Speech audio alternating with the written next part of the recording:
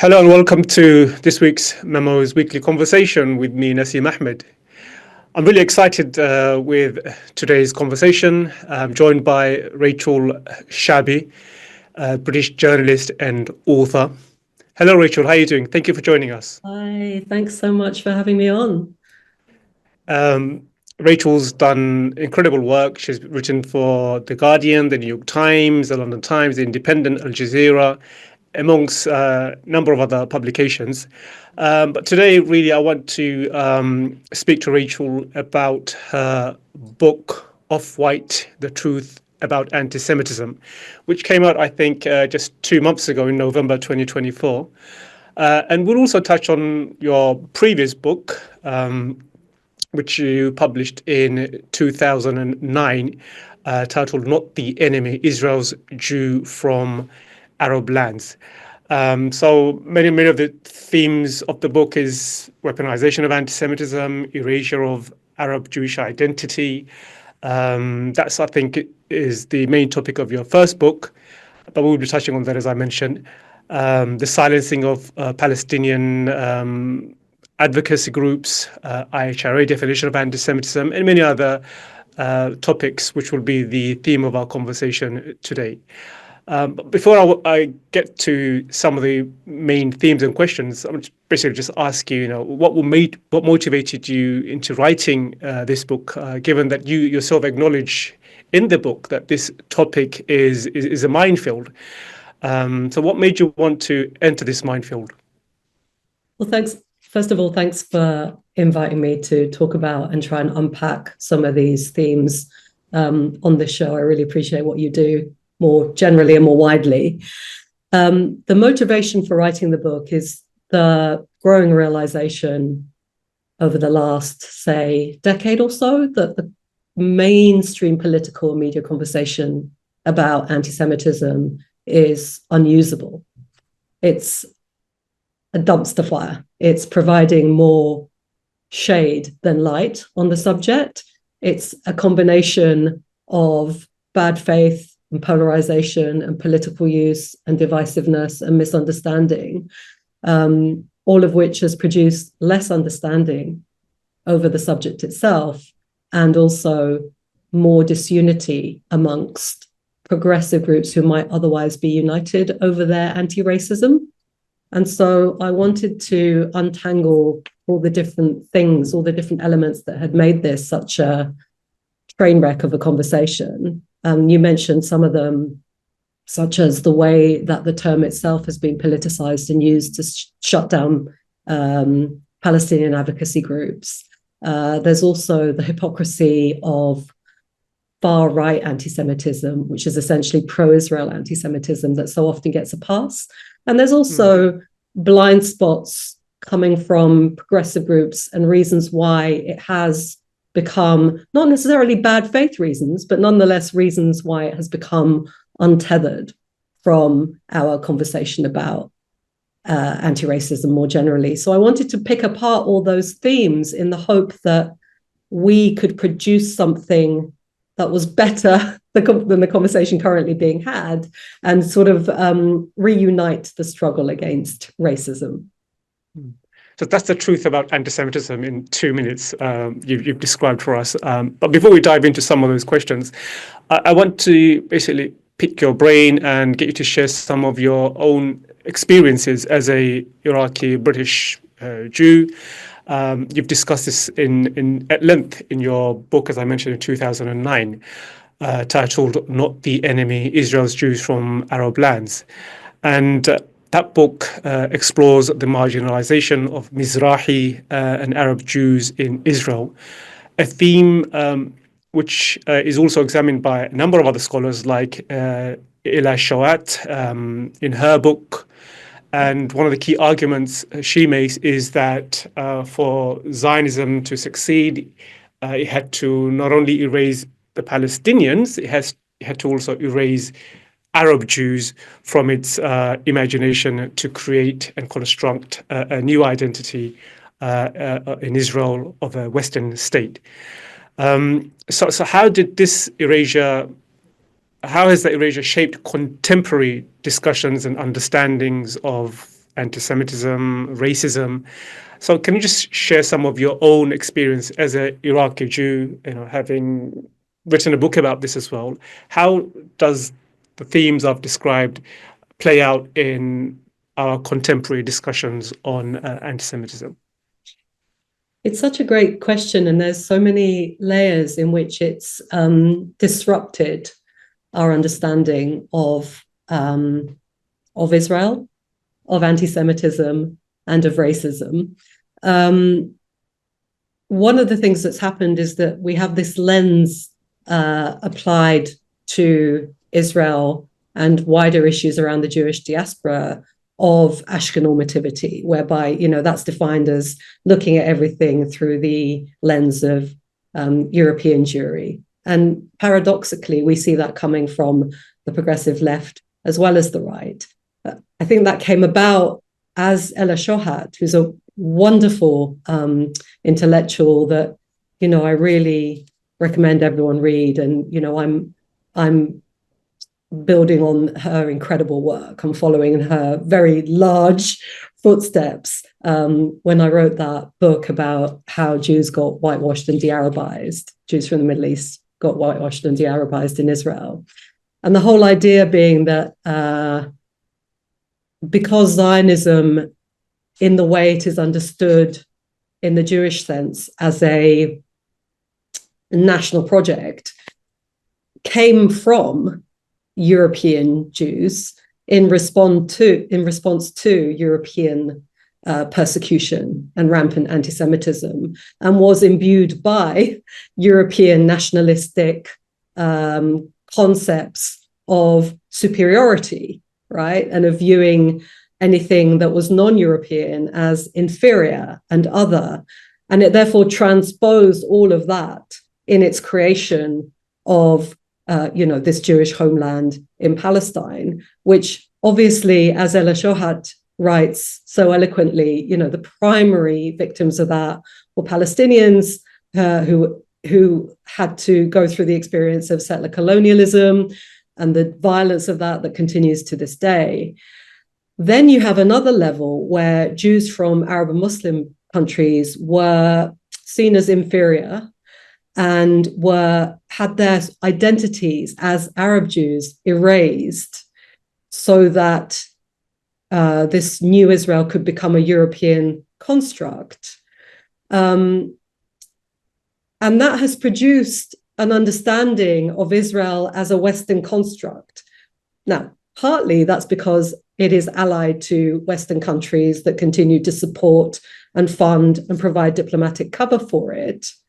But the outcome of that, and I'm not making an equivalence, obviously the power dynamic is primarily with Israel and its Western allies. So I'm not making a power equivalence, but at the same time, you do see elements of the progressive left, particularly the pro-Palestine solidarity left, sometimes come out with appraisals of Israel as a European thing. And, why don't those Polish Jews go back to Poland? Which again is like perpetuating this misconstruction of Israel as this, a European project that somehow got lost and ended up in the Middle East, as opposed to a country where the majority population, if you include Palestinians and Jews from Arab and Muslim lands, is actually Middle Eastern. So it all contributes to this sort of confusion that we have around how Israel is constructed. And what I suggest in my book might be a useful frame for our understanding is to pan back and see that everyone who is in that region, Israel-Palestine today, is in some way impacted by and affected by European racial thinking and colonialism, whether that's the Holocaust, whether that's the Nakba, whether that's the European colonialism that affected Jewish populations in the Middle East and North Africa, French colonialism, British colonialism. And so panning back and seeing that wider imprint of European colonial racial thinking might be a more useful frame for us to appraise that situation. And in that frame, I suppose the idea of a Judeo-Christian civilization, which has gained more and more prominence over the I would say in the last since 9/11 in particular, and more so now after October 7 attack, there's a real push to describe the link between Israel and the West as part of a much broader Judeo-Christian civilization.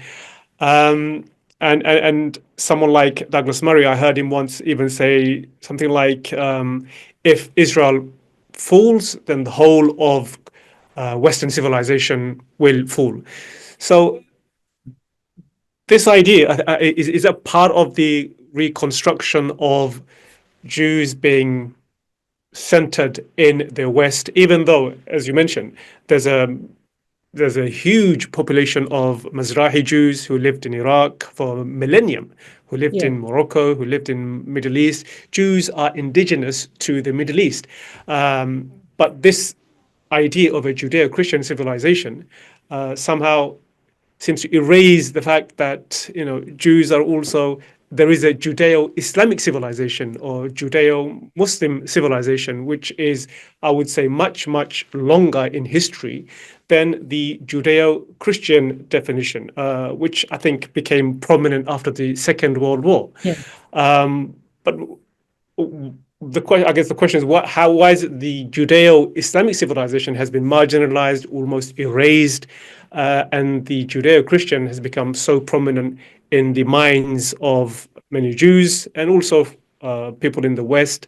That I assume is part of the erasure that's happening to cement Israel as at the core of Western civilization. Yeah, I think you raised so many interesting points and insights there.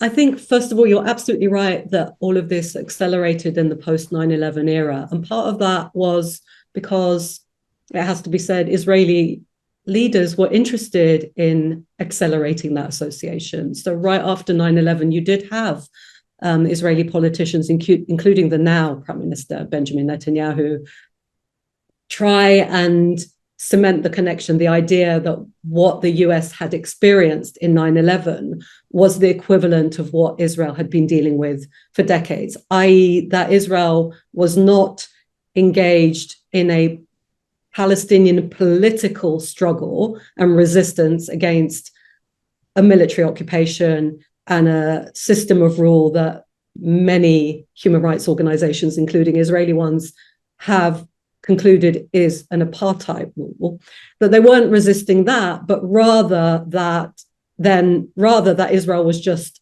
dealing with some kind of local franchise of the war on terror. And so there was an effort to cement that association. But you're also right that, a Judeo-Christian heritage isn't really a thing, right? It doesn't have any meaning historically, culturally, religiously, intellectually. It was pushed forward primarily by the US in the post-World War, post-Holocaust era as a means of bringing Jewish people into the Western fold. It was a sort of inclusion thing after the horrors of the Holocaust, and a part of the way in which Jewish people, by and large, with all the caveats about Jews of color, and Black Jews and Middle Eastern Jews who aren't functionally white, it was part of the way in which they were absorbed into whiteness. But it's actually meaningless as a term. It was picked up by all kinds of politicians of all stripes across Europe as well. And obviously the groups most overtly making hay with it, making political hay with it now, are the far right, because for them, that means that they can present themselves as defenders of Jewish people while being rampantly Islamophobic, right? But it does, exactly as you say, it erases this centuries-long actual hyphen, an actual meaningful hyphen that was Judeo-Islamic, that, even just looking at the heyday of Al-Andalus, that period when a part of Spain was under Islamic rule and Jewish and Muslim communities there shared a golden age, in part because they were dialoguing in Arabic, a golden age that produced all kinds of peaks in literature, architecture, philosophy, mathematics, algebra. It produced a pinnacle of Jewish thought as well. And it produced incredible Jewish philosophers, poets, and rabbis that are still well known and cited today. Ibn Firol, Yehuda Halevi, Moses Maimonides, right? And all of that has just been memory hold, like it was never a thing, so that Judeo-Christian can be a construct, and so that Muslims can be marginalized and persecuted and demonized. So it's really obviously doing a lot of damage in the way that it makes permissible the Islamophobia that isn't just a part of a far right, but actually has permeated the mainstream conversation. It's also just incredibly offensive if you are Jewish from the Middle East, if you have parents like mine with Iraqi heritage who are steeped in that hyphenated culture, right? And we now live in a reality where it's constantly made invisible. Yeah, and it's a narrative where it makes every Muslim guilty of anti-Semitism until they prove otherwise. And it's almost like, anti-Semitism somehow built into our text, our way of thought, our cultures. And that's far from the reality. The reality was that Jews are indigenous to the Middle East. They have lived in the Middle East for millennium. And Avi Schleim in his book comments on how for 2,000 years, Jews were living in Iraq. His family were living a really comfortable upper middle class lifestyle. Yeah. Empires came and fell in parts of Iraq, Syria, but Jews have been a constant, in the Muslim world. And it wasn't until 1948 that you saw the rapture that happened. But I don't want to get into that. But the point being that this artificial construct of a Judeo-Christian civilization that's been created is used as a rod against Muslims to say that, you guys have been anti-Semitic for, it's completely the other way around. Europe has throughout its history been anti-Semitic, and anti-Semitism is ingrained within, you can say, European cultures and civilizations, which is why you have had many, many pogroms. So we could make that argument, but I don't want to dwell on that. I want to get to your book and pick up some of the threads. And one of the key thread is the fact that anti-Semitism has become a term that's very misconstrued and it's quite confusing. And you argue that confusion is built into the definition itself. So can you explain a bit of that? How is confusion built into our understanding of anti-Semitism itself? Yes. Okay. So first of all, if we understand anti-Semitism to mean hatred and prejudice towards Jews as Jews, whether as individuals or as a collective, that's, in its essence what anti-Semitism is. At the same time, it's constructed as a conspiracy about power, which means this is the bit where we can see that confusion is built into its mechanisms, because it's essentially a means of misdirection. It's a way for people in power historically, and this was historical across Christian Europe, which is the origin story of anti-Semitism, where rulers and people in power across Europe would set Jewish people up as a potential scapegoat. So certain communities within the wider Jewish population were set up with some power and some privilege, so that in moments of political crisis or threats to those actually in power, those people in power could say, look over there, it's the Jews. They're the ones that are the source of all your troubles, which is what produced, persecutions and pogroms and pylons against Jewish people. So essentially built into that mechanism whereby it's a conspiracy of power is this element of misdirection. And that is why, as well, anti-Semitism can be pretty much anything you want it to be. You know, if it's a conspiracy about power, then it can be, Jews can be responsible for anything.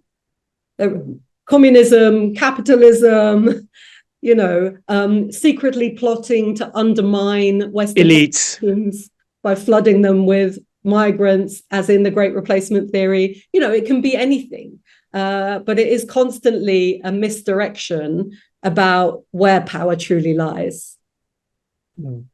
And another important observation in the book is just how the people who have historically been at the front line fighting anti-Semitism and racism, they are now being tarnished with the brush of anti-Semitism, while historically those who were the biggest anti-Semites are now seen as the champions of anti-Semitism.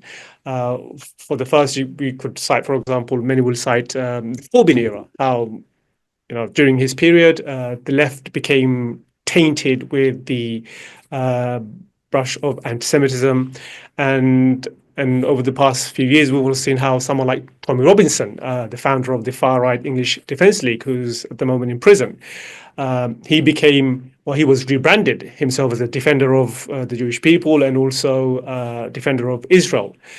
So how did this? It's just an incredible shift. How did this shift take place, where those who are traditionally the anti-Semites, or they became the champions, and those who are traditionally the champions of promoting minority rights and combating all forms of racism, they are now the biggest anti-Semites? How did this shift take place? So first of all, leaving aside for a minute the shift in the far right, but I do want to get onto that. First of all, you know, we have to acknowledge that the progressive left has some agency and responsibility in this.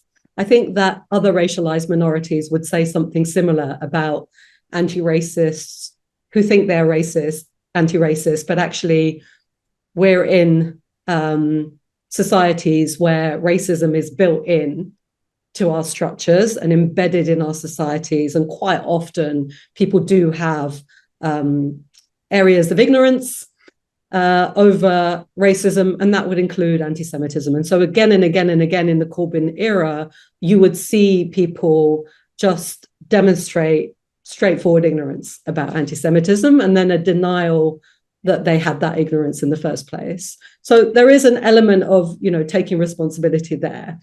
What you're talking about, though, is this incredible sleight of hand of the far right. And we see it in the US, but we also see it across Europe.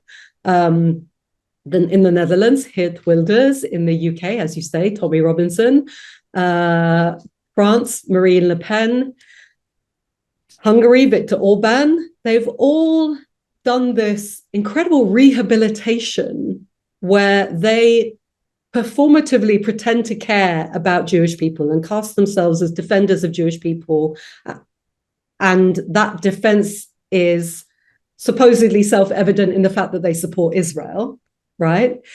And in so doing, they have recast themselves as anti-racists and rehabilitated their political fortunes, which allow them to be horrendously Islamophobic and anti-migrant. And it's an incredible, I mean, strategically, it makes sense that they would do that.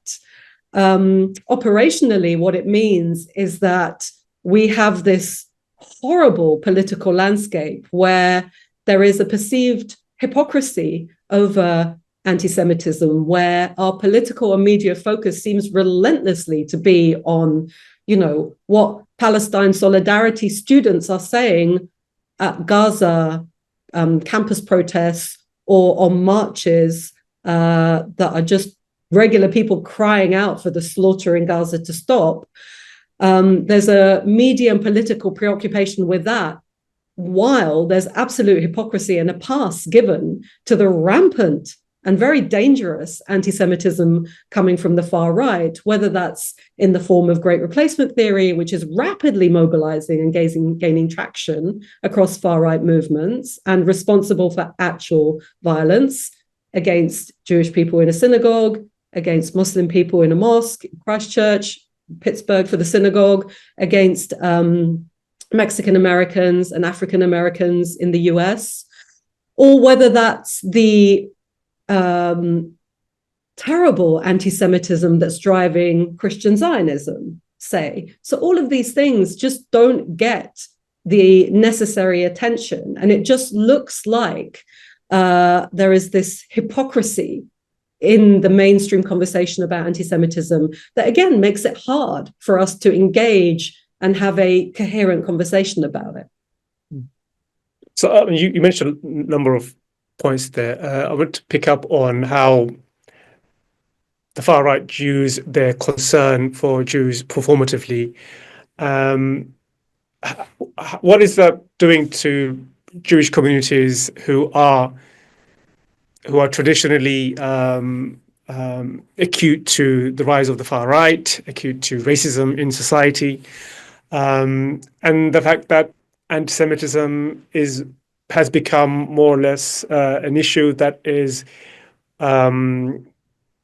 championed or defended by people like Robinson, people like the far right? What is it doing to the Jewish communities in Britain, in the US? Can you speak a bit about that? Because I can imagine that this can be a source of extreme concern, that the people who traditionally have been the most hostile to Jews are now presenting themselves as the champions of Jews. How is this being treated by the Jewish communities?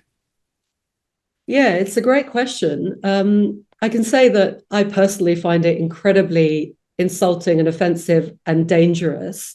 At the same time, I think we can say that the response has been mixed, because there are Jewish individuals, groups that do find that appeal in that, do find appeal in the idea that these people seem to be standing up for Israel, seem to be claiming to fight anti-Semitism, which they have defined as criticism of Israel, right? So that has traction amongst some Jewish people, but at the same time, it is incredibly concerning. There are elements, there are progressive Jews who are incredibly alarmed by this political landscape, and also the divisiveness that it brings into progressive movements that are trying to tackle racism collectively. Also, when you look at, even the impact on Jewish communities, say the Hungarian Jewish community, where they have to deal with this far-right authoritarian Viktor Orban,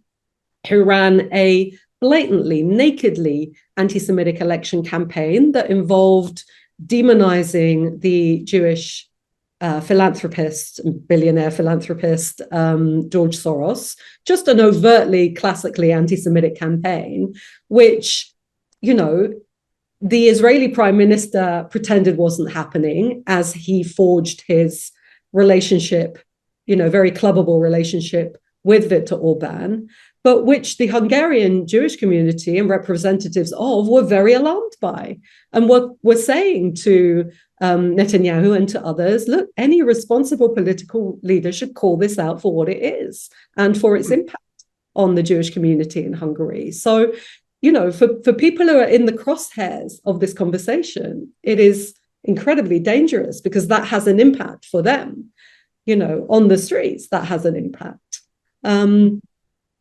So, yeah, I'd say it is quite mixed across the board, but at the same time, I do think it's the work of the progressive left to challenge that and actually understand the mechanisms of what's going on. There's a chapter in my book about it, so that we can tackle it, so that we can challenge it, and also be able to talk about anti-Semitism in a way that is tethered to our anti-racist movements, so that it doesn't look like the only people who are talking about defending Jewish people are the far right. Yeah. A lot of what we're discussing can be explained by one phrase, which you use in your book as well, new anti-Semitism. So can you explain what that is? Just explain what that is, and also how that ties into the IHRA, International Holocaust Remembrance Alliance definition of anti-Semitism, the definition which has been pushed by many of the advocates of Israel, um, uh, in the UK and also in the West in general and the US. I think in the US, the Congress has accepted that as the definition of anti-Semitism above some of the other less controversial definitions of anti-Semitism that does not conflate criticism of Israel with anti-Semitism. So just explain the new anti-Semitism, which, as I mentioned, is the source of much of what we are discussing, and how that feeds into the current debate about the IHRA. Yeah. So, as you rightly say, the new anti-Semitism has had an impact in all kinds of different ways.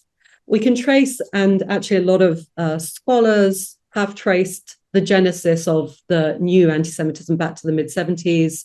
The UN General Assembly had a vote whereby there was a declaration to eliminate all forms of racism, including apartheid, neocolonialism, and Zionism, which was constructed as a form of racism and racial discrimination. Now, there's all kinds of reasons why that came about. Some of them very good reasons, like Palestinians who had constantly been trying to articulate, not trying to, but articulating their experience of Israel as settler colonialism, gaining traction on an international stage, but also it being part of a sort of Cold War dynamics with America and the Soviet Union, where the Soviet Union actually was discriminating against Jewish people and was using this resolution as a bit of a Cold War power play. So there were all kinds of reasons tangled up in that vote. But the outcome for Israel was that they were totally shocked and alarmed by this. And the mindset shifted. So whereby the founding fathers of Israel, like, the person who's considered one of the founding fathers of Zionism, Theodor Herzl, would say about Israel that it actually would eliminate anti-Semitism if there were Jewish people having a regular state like regular people. There would be no need. Anti-Semitism would disappear. That changed. So you started to see in the response to the UNGA resolution, you started to see this new construct whereby anti-Semitism was actually attacks on the collective of Jewish people in Israel. And you see that becoming this field of interest for politicians, for think tanks, for academics, and also for diaspora Jewish groups outside of Israel who are increasingly binding their political affiliation with Israel, particularly post-67 and the Arab-Israeli war. And so this thing just got more and more traction, and we really have seen it be used overtly, actively, politically in the 2000s. Where you could see critics of Israel be silenced with claims of anti-Semitism. And of course, in these last 15 months of a war that leading expert organizations around the world have described as genocidal, anybody protesting that, anybody crying out for that to stop, whether it's marches, whether it's the UN, whether it's pop singers or actors, everybody is decried as anti-Semitic. And so the outcome is, first and foremost, that Palestinian voices who are needed now more than ever get silenced. There are, real material consequences, careers, reputations destroyed when people who are trying to speak up for Palestinians get accused of being anti-Semites, which is devastating in and of itself. And at the same time, the side effect of all this, and this has been terrible for anti-racist movements, is that if you're going to say that criticism of anti-Semitism of Israel is anti-Semitic, if you're going to say that criticism of Israel is anti-Semitic, then fighting anti-Semitism doesn't look like fighting racism anymore. It looks like defending people who are racist against Palestinians, right? And so it degrades the meaning of that word when it comes to anti-racists. And it also produces this thing where, and you see this across social media, where people start to wear it as a badge of honor. Like, if you're not accused of anti-Semitism, you haven't been doing your Palestinian advocacy solidarity right. And so it's degraded the very term and our understanding of it, at the same time as having this terrible effect on free speech when it comes to speaking up about what's happening for Palestinians. I think the what you're saying, the themes we're discussing, really comes together now since 7 October, over the past 15 months. We've seen the what you just mentioned. Some people will come out and say, if being opposed to genocide is anti-Semitic, I am anti-Semitic. People wearing the label with pride, so which is not good for those who are generally trying to fight anti-Semitism. If you have people now saying, okay, this term has become so confused, so diluted that, if defending genocide against, if combating genocide means you'll be labelled, so be it, I'll be labelled. So it can't be a good thing. And on top of that, we are seeing pro-Palestinian groups being suppressed and cracked down. There are laws being passed in the US that are also doing that to strip people of, not strip, but expel students in the US who are seen to be supporting Hamas. Whether it's true or not, we can't really say, but the point is there's a concerted effort to crack down on pro-Palestinian activists, both sides of the pond. So I guess, the themes we're discussing, how have the past 15 months really crystallized what we are talking about? The crackdown, the dilution of the definition of anti-Semitism, the confusion of the definition itself, and what has that done the past 15 months to our understanding? Has it made things even more confusing? Has it become more clear to you as to what anti-Semitism means, or are you seeing anti-Semitism being weaponized in a way over the past 15 months, which makes it even more hard, to make it to combat anti-Semitism? Yeah, it's such a good question, and we're still dealing with the horrors like unfolding every day of what's going on in Gaza. The Runnymede Trust, which is an organization that deals with anti-racism, a few months ago they put out a report about Islamophobia, and in the last month they put out a report about anti-Semitism. And one of the things they point out in that report is that the fact that it has been so politicized has actually fueled this misunderstanding. It's made it harder to tackle anti-Semitism, and it's also sort of unmoored it from a progressive attempt to tackle anti-Semitism, tackle racism collectively, like all racialized minorities being in it together. It's had a sort of more siloing effect. So, I do think that has been accelerated in the last 15 months. I do think we have seen, obviously, as you described, we've seen an acceleration of crackdowns of so many people, so many organizations being accused wrongly of anti-Semitism, that it has had a devastating effect, and at the same time has eroded its meaning. And at the same time, we see the far right making political hay with this, either by, championing Israel in this so-called clash of civilizations, or actually there's quite a few on an individual level, there's quite a few sort of far right, essentially grifters who have latched on to the Palestinian cause and have millions of followers, like huge traction. They've latched on to the Palestinian cause, but actually they're the far right, they're right wing. So they're mainlining a load of anti-Semitism into their conversations about, say, Gaza or what Israel's doing in Gaza. And I think one of the things that I see more and more as well is this idea of, and this is something that your Muin Rabbani talks about a lot, which I really appreciate, is that he always has an appraisal of what the geopolitical dynamic is. You know, Israel is the client state of America. It's not the other way around.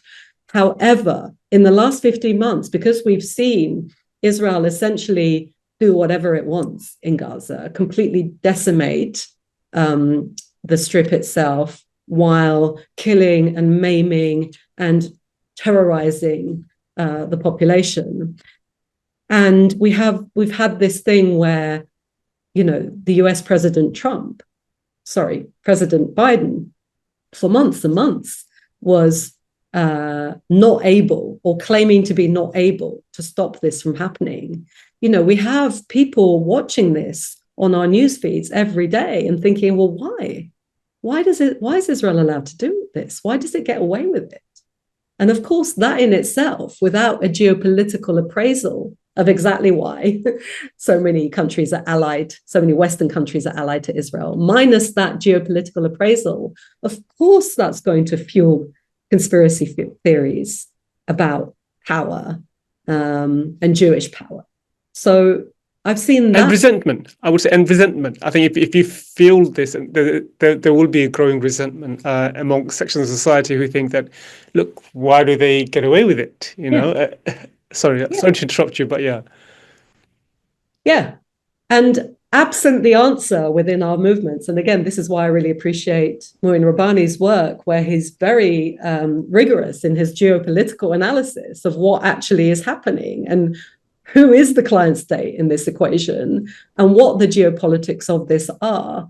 Absent that in our everyday conversations and our baseline appraisal, you know, where does that resentment go? Yeah. I mean, let's end with this final question, just looking ahead. What do you think needs to change to reclaim the conversation about anti-Semitism for real progressives, people who genuinely want to combat anti-Semitism, for them to reclaim the fight against anti-Semitism and all forms of racism? What do you think needs to change in this regard going forward?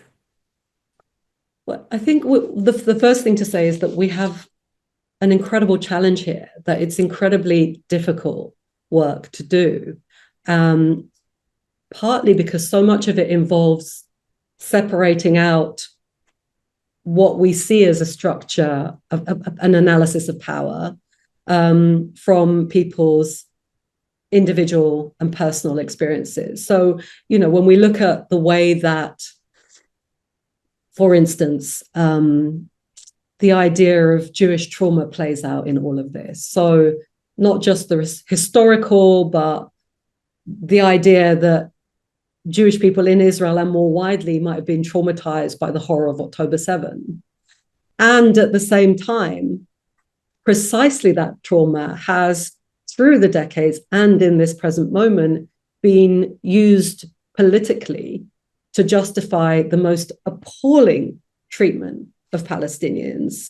You know, settler colonialism, the ethnic cleansing, the constant daily violence, apartheid system, and now a genocidal war. That we have a political architecture that leans heavily into using that trauma as a pretext or a justification. And at the same time, we now have to look at the Jewish individual showing up in progressive camps as an individual and not as a representative of that structure, right? And that's a challenge in this moment, but it's also essential that we do that we see, you know, we allow individuals to bring with them the sentiments that they bring without automatically attaching a political motive or a political architecture to that. I think that's part of the challenging work, that we have to have these conversations in spite of the political and media conversation around Israel, around anti-Semitism. We have to do it in spite of those conversations and create our own conversations, because actually those mainstream ones are unusable. They're garbage and they're dividing our movements. Which is partly why I'm having this conversation with you, to reclaim the fight against anti-Semitism. and not allow it to be used as a weapon to advance Israel's project in occupation of Palestinian territories. So I think it's an important conversation. And I want to thank you, Rachel, for joining us and sharing your thoughts and also writing this really important book. So those of you who haven't read the book, it's Off-White, The Truth About Antisemitism, came out in November last year. And also do read Rachel's other book, just as important, I would say, Not the Enemy, Israel's Jews from Arab Lands. Both books will really give you deeper insight into, I would say, what the fight against contemporary and modern anti-Semitism should look like. So I want to thank you, Rachel, and thank everyone who have tuned in. And see you again for another conversation with the Middle East Monitor next week. Thanks so Bye-bye. much for having me on, and thanks for everything you do.